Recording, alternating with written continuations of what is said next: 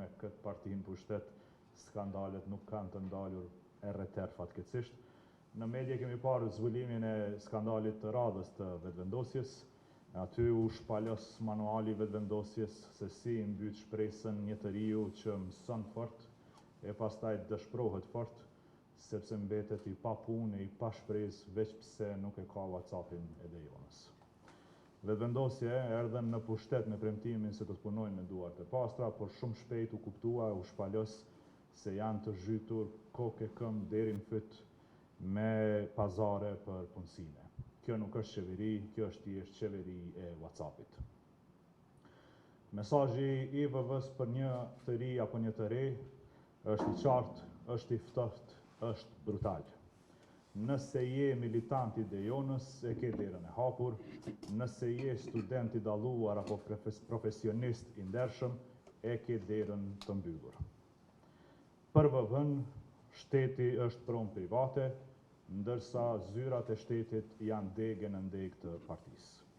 Është e tmerrshme që në kohën një krize energjetike, ministrja në vend që të hartoj një strategji se si ta nxjerrë vendin nga kjo krizë, ajo merret me hartimin e listave të rehatimit të militantëve. Për diskutuar më detajisht edhe për skandalet tjera, por edhe për detajet e këtij skandali të fundit, kaloj fjalën kolegut tim Berat Trukiqit. Berat. Faleminderit Besian.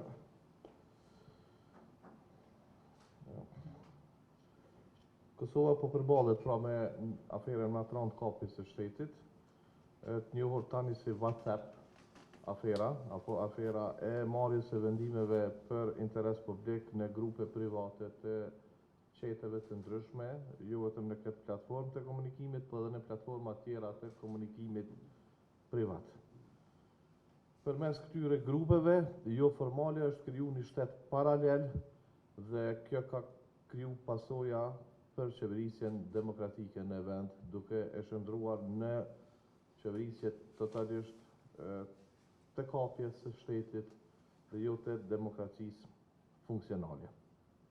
Shefi formal politik i kësaj qeverisje, apo i kësaj forme të qeverisjes, është Albin Kurti, ish kryeministri i vendit, dhe siç e kemi parë edhe në rastet e kalume, nëse e keni parasysh aktakuzën dhe bisedat nga që dalin nga aktakuza për ish kryeshefin ekzekutiv të KEK-ut Nagib Kasiqi, në gjitha këto grupe, në gjitha këto komunikime, ai është në dijeni të plot dhe ka rol aktiv.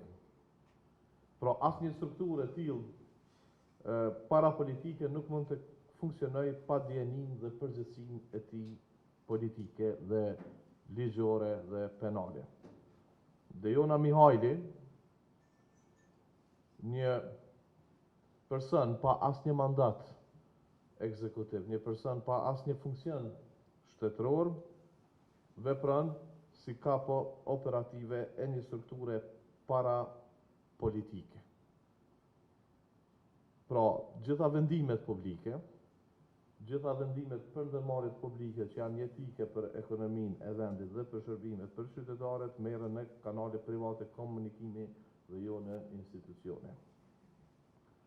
Gjitha udhëzimet politike për kryesheft e ndryshëm dhe për ministrat, siç ishte rasti në këtë për Ministrinë e Ekonomisë, jepen jashtë procedurave ligjore dhe ndërmarrjet publike nuk kontrollohen nga publiku, por kontrollohen nga partia.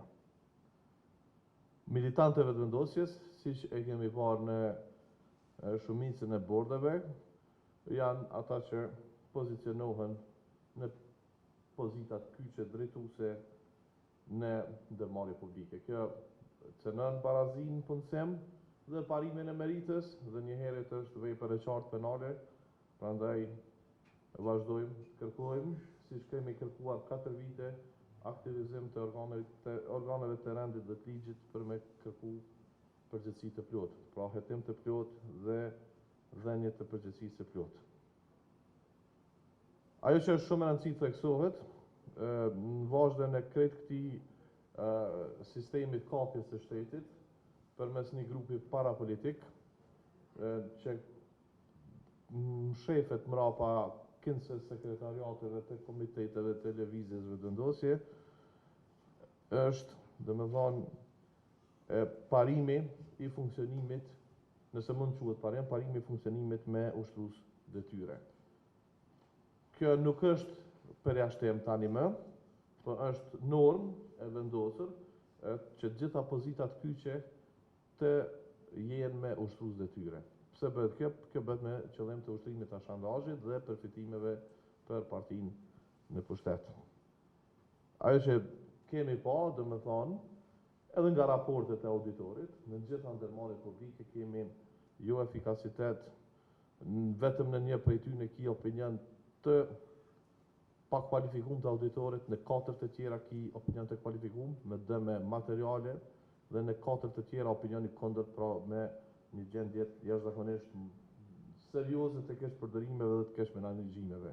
Dhe kjo vjen si pasojë e partisë cila ka premtu transparencë, llogaridhënie dhe menaxhim të mirë dhe ka përfundu në menaxhim partijak, në menaxhim parapolitik dhe në asnjë lloj llogaridhënie apo transparence. Nuk ndalet involvimi i këtij grupi parapolitik vetëm në pjesën e ndërmarrjeve publike, po mendoj sa i përket pozicionimit të figurave që janë drejtar apo anëtar të bordeve, po kjo ka vazhduar edhe në një formë tjetër të keqpërdorimit flagrant të parave publike përmes tenderëve sekret dhe përmes kontrollit të tregut të energjisë elektrike. Nuk dua t'i përsëris gjitha ato çka janë thënë, po një treg i energjisë elektrike i varur nga importi nga Vuk Hamović kontrollohet nga njerëz e lëvizjes vetëvendosje, kontrollohet nga parapolitika e kësaj partije, e cila pastaj neve po na përkthehet me pasoja të rënda për qytetarët, me fatura të fryme, me humbje të besimit në qeverisje, me humbje të besimit në shtet dhe me mungesë të shpresës dhe dëmtim të interesit publik. Kërkesë imediate e lidhjes demokratike të Kosovës është hetimi i menjëhershëm penal i kësaj afere dhe gjitha aferave të tjera. Mos harrojmë, kjo është çka kemi pa, po kjo është praktik, domethënë kjo është mendësi dhe kërkohet domethënë që të shihen edhe gjitha bisedat e tjera, të merren në përgjithësi kryeministri Kurti, ministri i ekonomisë dhe Deona Mihajli, një person, siç e thash, me asnjë lloj funksioni zyrtar, po e cila kontrollon çdo proces me aminin apo me aprovimin e kryeministrit në detyrë Albin Kurti. Ne nuk mund të flasim domethënë për një shtet ligjor dhe nuk mund të flasim për një qeverisje demokratike derisa ky pushtet largohet me zgjedhje demokratike të 28 dhjetorit, me një qeverisje që vendit i jep shpresë, me një qeverisje të udhëhequr nga lidhja demokratike e Kosovës.